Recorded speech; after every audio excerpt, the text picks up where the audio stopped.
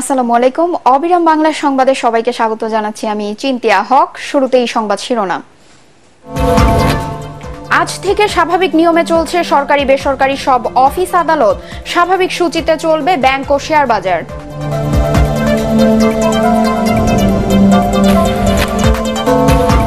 আজ থেকে শনিবার কারফিউ শিথিল, সকাল 7টা থেকে রাত 8টা পর্যন্ত।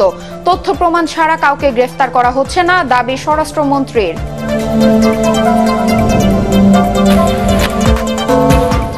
জয়পুরহাটে সড়ক নির্মাণে নিম্নমানের ইট ও বালু ব্যবহার সহ নানা অনিয়মের অভিযোগ ঠিকাদারি প্রতিষ্ঠানের বিরুদ্ধে। বৃষ্টিতে রাস্তায় জলাবদ্ধতা।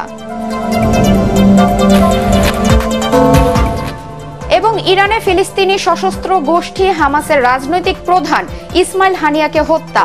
ইসরায়েলকে দায়ী করছে হামাস।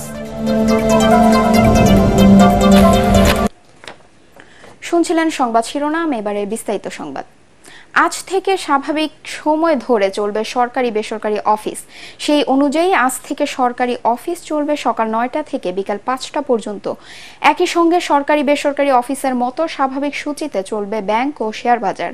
জনপ্রশাসন মন্ত্রণালয়ের সংবাদ বিজ্ঞপ্তিতে জানানো হয়, আজ থেকে সব অফিস স্বাভাবিক সময়সূচি অনুযায়ী চলবে। সহিংসতার কারণে কারফিউ জারির পর গত 5 দিন সময় কমিয়ে চালু ছিল অফিস। ব্যাংক ও আর্থিক প্রতিষ্ঠান এবং আদালতও আজ থেকে স্বাভাবিক সময় ধরে চলবে। কোটা সংস্কার আন্দোলন ঘিরে সহিংসতা সংঘাত ছড়িয়ে পড়লে গত 19 জুলাই রাতে সারা দেশে কারফিউ জারি করে সেনা মোতায়েনের সিদ্ধান্ত নেয় সরকার। পরে 21 থেকে 23 জুলাই পর্যন্ত সাধারণ ছুটি ঘোষণা করা হয়। 24 ও 25 জুলাই বেলা 11টা থেকে বিকাল 3টা পর্যন্ত সীমিতভাবে চলে সরকারি বেসরকারি অফিস। পরিস্থিতি আরও স্বাভাবিক হলে গত রবি, সোম ও মঙ্গলবার অফিস চলে সকাল 9টা থেকে বিকাল 3টা পর্যন্ত। ফেসবুক, টিকটক সহ বন্ধ থাকা সামাজিক যোগাযোগ মাধ্যমগুলো কবে নাগাদ খুলবে তা জানা যাবে আজ। ডাক, টেলিযোগাযোগ ও তথ্য প্রযুক্তি প্রতিমন্ত্রী জুনায়েদ আহমেদ পলক জানিয়েছেন, রাজধানীর আগারগাঁওয়ে বিটিআরসি ভবনে সকালে টিকটক, ইউটিউব ও ফেসবুক কর্তৃপক্ষের সাথে বৈঠক করবেন তারা। কোটা আন্দোলনকে ঘিরে সাম্প্রতিক সহিংসতার মুখে বাংলাদেশে ফেসবুক, টুইটার ও ইউটিউব বন্ধ করে দেয় সরকার।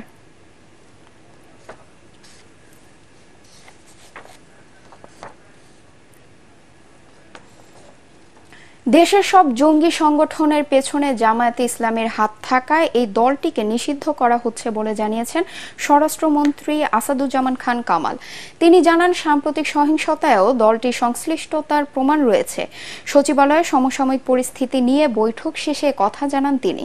এ সময় আইনমন্ত্রী জানান, শিক্ষার্থীদের আন্দোলনে হতাহতের ঘটনায় বিচার বিভাগীয় তদন্ত কমিটি 18 থেকে 21 তারিখ পর্যন্ত প্রতিটি ঘটনা তদন্ত করবে। ফজলে রাব্বি রিপোর্ট। স্বরাষ্ট্র মন্ত্রণালয়ে অনুষ্ঠিত বৈঠকে আলোচনা হয় সাম্প্রতিক আইন শৃঙ্খলা পরিস্থিতি, জামায়াত শিবির নিষিদ্ধের বিভিন্ন দিক, ইন্টারনেট, শ্রমিক ইস্যু সহ বিভিন্ন বিষয় নিয়ে। স্বরাষ্ট্রমন্ত্রী আসাদুজ্জামান খান কামালের সভাপতিত্বে অনুষ্ঠিত প্রায় 3.5 ঘন্টার বৈঠকে উপস্থিত ছিলেন আইনমন্ত্রী, শিক্ষামন্ত্রী, শিল্পমন্ত্রী, ডাক, টেলিযোগাযোগ ও তথ্য প্রযুক্তি প্রতিমন্ত্রী, তথ্য ও সম্প্রচার প্রতিমন্ত্রী, শ্রম প্রতিমন্ত্রী। উপস্থিত ছিলেন প্রায় সব গোয়েন্দা সংস্থা ও আইন শৃঙ্খলা রক্ষাকারী বাহিনীর প্রধানরা। আন্দোলনের বৈঠক শেষে সাংবাদিকদের সাথে কথা বলেন স্বরাষ্ট্রমন্ত্রী। সাংবাদিকদের প্রশ্নের উত্তরে স্বরাষ্ট্রমন্ত্রী জোর দিয়ে বলেন, তথ্য প্রমাণ ছাড়া কাউকে গ্রেপ্তার করা হচ্ছে না। একই সাথে তিনি দাবি করেন, সহিংসতা মোকাবেলায় সবশেষ ধাপে মারণাস্ত্র ব্যবহার করা হয়েছে। এটা পুলিশ বাহিনীরও কর্তব্য, তার উপরে সিআরপিসি এবং অন্যান্য আইনে যেটা দেওয়া আছে তার জীবন রক্ষা করার দায়িত্ব পুলিশ বাহিনীর। সবাই অতি ধৈর্যের সঙ্গে মোকাবেলা করেছেন। না পেরে তারপরে আমাদের সেনাবাহিনী আসতে হয়েছে। যেখানে না পেরেছে সেখানে বাধ্য হয়ে জীবন রক্ষার জন্য, সম্পদ রক্ষার জন্য, দেশের সম্পদ রক্ষার জন্য মানে এই গুলি করতে বাধ্য হয়েছে। আইনমন্ত্রী আনিসুল হক বলেন, সরকার গঠিত বিচার বিভাগীয় তদন্ত কমিটি পূর্ব ঘোষণা অনুযায়ী কেবল 18 ও 19 তারিখ নয়, 21 জুলাই পর্যন্ত সব হতাহতের ঘটনা তদন্ত করবে। তদন্ত কমিশনের টিওআর কিন্তু বাড়িয়ে দেওয়া হয়েছে, এখন প্রজ্ঞাপন চলে গেছে। ওনারা 21 তারিখ পর্যন্ত যেই সব ঘটনা হয়েছে সেটা করতে পারেন। তদন্ত কমিশনের এখন একজনই সদস্য, আমরা সেটাকে আর 3 জনে করার সিদ্ধান্ত খুব শিগগিরই হয়তো নিতে পারি। এ সময় জামাত নিষিদ্ধের দাবির পক্ষে যুক্তি তুলে ধরেন স্বরাষ্ট্রমন্ত্রী। যত জঙ্গির উত্থান হয়েছে ওর শিকড় যদি টানেন পিছন থেকে দেখা যায় এগুলি শিবিরের সদস্য কিংবা জামাতের সদস্য। সেই জন্যই আজকে রাজনৈতিক সব দল একত্রে হয়ে এই সিদ্ধান্তটি নিয়েছে তাদেরকে নিষিদ্ধ করার জন্য। এদিকে বুধবার থেকে শনিবার ঢাকা, নারায়ণগঞ্জ, নরসিংদী ও গাজীপুরে সকাল 7টা থেকে রাত 8টা পর্যন্ত কারফিউ শিথিল থাকবে বলে জানিয়েছেন স্বরাষ্ট্রমন্ত্রী Asaduzzaman Khan Kamal. Thank you. Fazle Rabbi, ATN Bangla, Dhaka. জয়পুরহাটে সড়ক নির্মাণে নিম্নমানের ইট ও মাটিযুক্ত বালু ব্যবহার সহ নানা অনিয়মের অভিযোগ উঠেছে ঠিকাদারি প্রতিষ্ঠানের বিরুদ্ধে। নিয়মের তোয়াক্কা না করে মাটিযুক্ত বালু ব্যবহার করায় বৃষ্টিতে সড়কে জলাবদ্ধতা ও কাদার সৃষ্টি হচ্ছে। এতে চরম ভোগান্তিতে কয়েক গ্রামের হাজারো মানুষ। জয়পুরহাট প্রতিনিধি রফিকুল ইসলাম রফিকের রিপোর্ট, জানাচ্ছেন আশিকুর রহমান। পল্লী অবকাঠামো উন্নয়ন প্রকল্পের আওতায় জয়পুরহাটের আমদই ইউনিয়নের রাংতা থেকে ত্রিমোহনী ঘাট পর্যন্ত প্রায় 1.5 কিলোমিটার সড়কের উন্নয়ন কাজ শুরু হয় 2023 সালের 28 জুলাই। প্রায় 1 বছর ধরে নিয়মের তোয়াক্কা না করে নিজের খেয়াল মতো রাস্তার কাজ করছে বগুড়ার এম মিজান কনস্ট্রাকশন নামে এক ঠিকাদারি প্রতিষ্ঠান।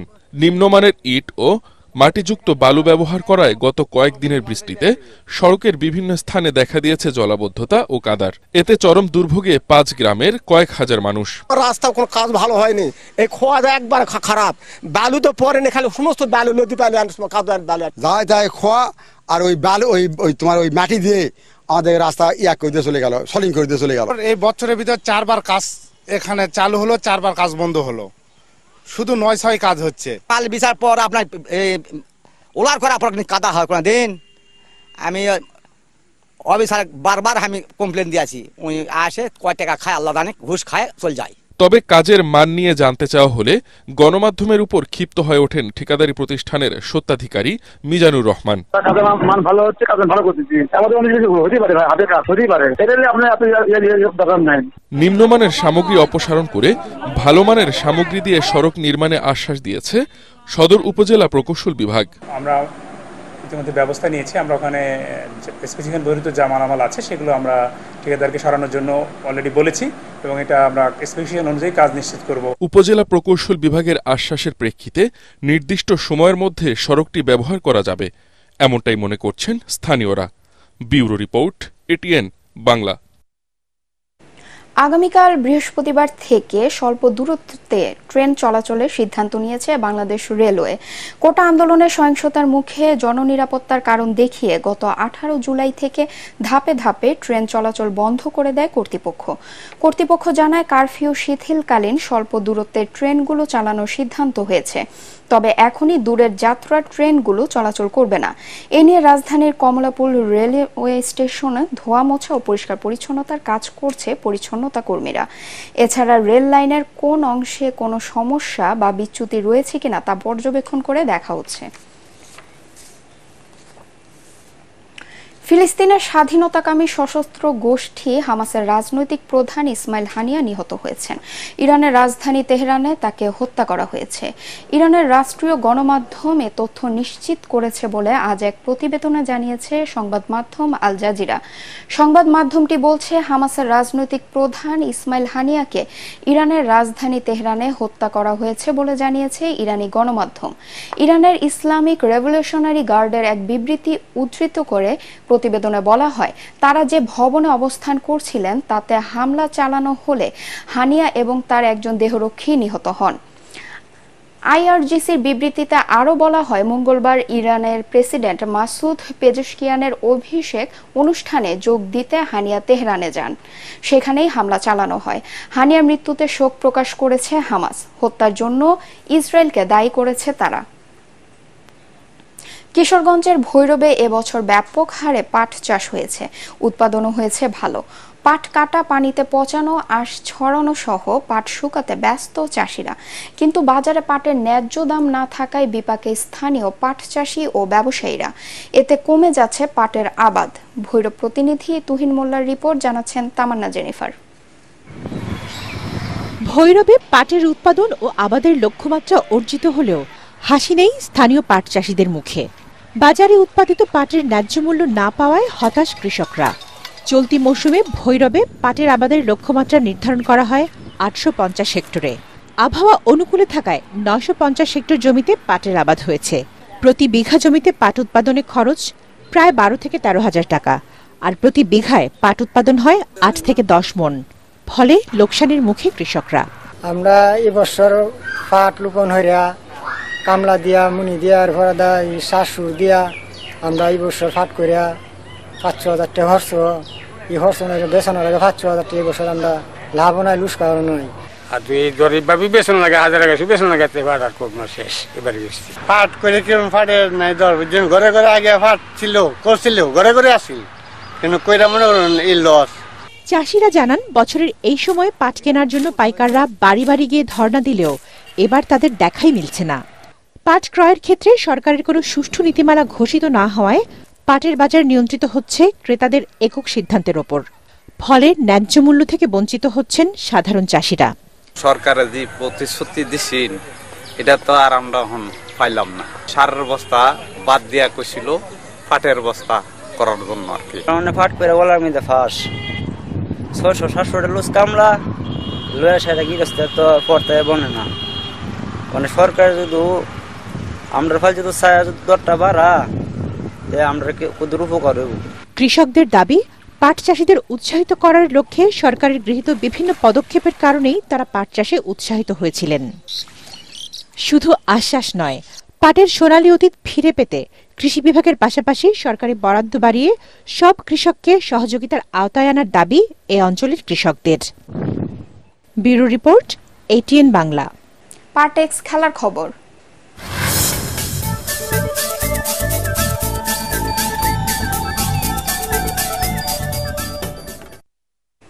পাল্লে গেলেতে তৃতীয় টি-20তে সুপার ওভারে শ্রীলঙ্কাকে হারিয়ে হোয়াইট ওয়াশ করেছে ভারত। আগে ব্যাট করে 9 উইকেটে 137 রান তোলে টিম ইন্ডিয়া। সর্বোচ্চ 39 রান আসে শুভমান গিলের ব্যাটে। জবাবে শেষ 12 বলে হাতে 6 উইকেট রেখে শ্রীলঙ্কার সামনে লক্ষ্য ছিল মাত্র 9 রান, কিন্তু 4 উইকেট হারিয়ে ভারতের সমান রান তোলে স্বাগতিকরা। তাতে খেলা গড়ায় সুপার ওভারে। সেখানে ওয়াশিংটন সুন্দরের ওভারে 2 উইকেট হারিয়ে মাত্র 2 রান তুলতে পারে লঙ্কানরা। এরপর প্রথম বলে বাউন্ডারি হাঁকিয়ে জয় এনে দেন অধিনায়ক সূর্যকুমার যাদব। ইউক্রেনকে 2-0 গোলে হারিয়ে অলিম্পিক ফুটবলের কোয়ার্টার ফাইনালে উঠেছে আর্জেন্টিনা। শুরু থেকেই বল দখল আর আক্রমণে এগিয়ে থাকে আকাশি সাদা জার্সিধারীরা, কিন্তু প্রতিপক্ষের ডি বক্সে গিয়ে খেই হারাতে থাকেন আর্জেন্টিনার ফুটবলাররা। তাতে প্রথমার্ধে শেষ হয় গোলশূন্যতে। দ্বিতীয়ার্ধের 2 মিনিটের মধ্যে দুইবারের অলিম্পিক জয়ীদের এগিয়ে নেন থিয়াগো আলমাদা। এরপর ব্যবধান বাড়ানোর চেষ্টা করে মাচেরানোর শিষ্যরা। ইনজুরি সময়ে অ্যাচিভেরির গোলে জয় নিশ্চিত হয় আর্জেন্টিনার। তাতে গ্রুপ রানার্স আপ হয়ে শেষ 8 নিশ্চিত করেছে দলটি। শেষ করার আগে সংবাদ শিরোনাম আরেকবার। আজ থেকে স্বাভাবিক নিয়মে চলছে সরকারি বেসরকারি সব অফিস আদালত। স্বাভাবিক সূচিতে চলবে ব্যাংক ও শেয়ার বাজার।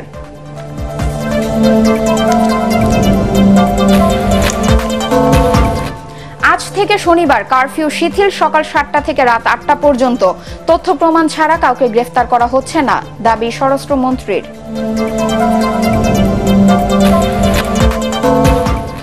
জয়পুরহাটে সড়ক নির্মাণে নিম্নমানের ইট ও বালু ব্যবহার সহ নানা অনিয়মের অভিযোগ ঠিকাদারি প্রতিষ্ঠানের বিরুদ্ধে। বৃষ্টিতে রাস্তায় জলাবদ্ধতা।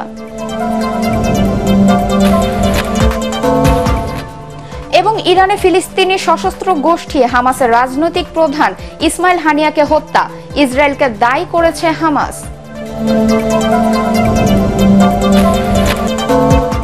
পরবর্তী সংবাদ দেখার আমন্ত্রণ জানিয়ে এখনকার মতো শেষ করছি। ATN বাংলা সংবাদ ইউটিউবে দেখতে ব্রাউজ করুন youtube/ATN বাংলা নিউজ। ধন্যবাদ সবাইকে।